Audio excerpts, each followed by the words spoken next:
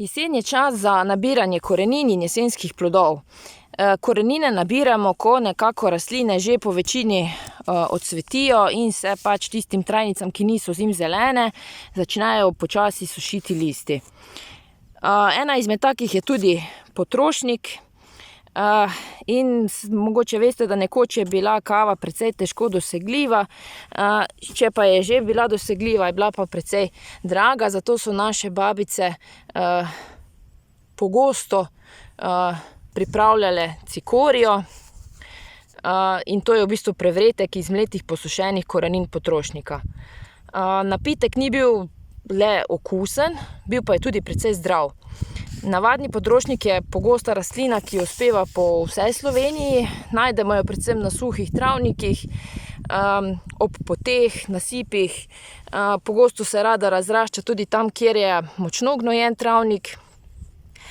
Vendar nabirajte le na čistih travnikih, da bo tudi rastlina, bom rekla, bolj zdrava. Ima tisto svojo značilno nebesno modre cvetove, spada v družino radičevk in cveti nekje kar skoraj rečemo do konca oktobra, odvisno kako lepa je jesen, in zato jo lahko prepoznamo brez težav. Lahko pa ga gojimo tudi na vrtovih, vendar pazimo, da nekako nam potem ostane, če semenimo svoje rastline, da ne cveti sočasno z solatami, radiči, ker se potem radi med seboj poženijo. Torej, nabiramo korenine, jih posušimo in pred uporabo zdrobimo. Podobne zdravilne učinke kot korenine pa imajo seveda tudi cvetovi. Torej, korenine vsebujejo veliko polisaharida, inulina, ki je primeren za sladkorne bolnike, vsebuje znatne količine ogljikovih hidratov, pektina, fruktoze, najdemo še grenčine, laktone, razne kisline, flavonoide, med minerali pa ima tudi veliko kalija. Kako si zdaj pripravimo pijačo iz posušenih in zdrobljenih potrošnikovih korenin?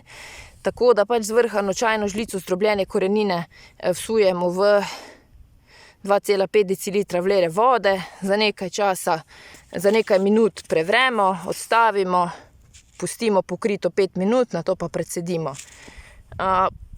Tak čaj oziroma ta pijača spodbuja presnovo, pomaga pri delovanju prebavnih žlez, izloča torej prebavne sokove, pomaga pri delovanju debelega črevesa, izboljšuje delovanje jeter in pa žolčnika. Ugodno deluje tudi na ledvice, saj ima blag diuretični učinek. Pripravek nima stranskih učinkov, zato ga lahko pijemo redno in je primeren tudi za majhne otroke, vendar le nekje po starosti 2 let.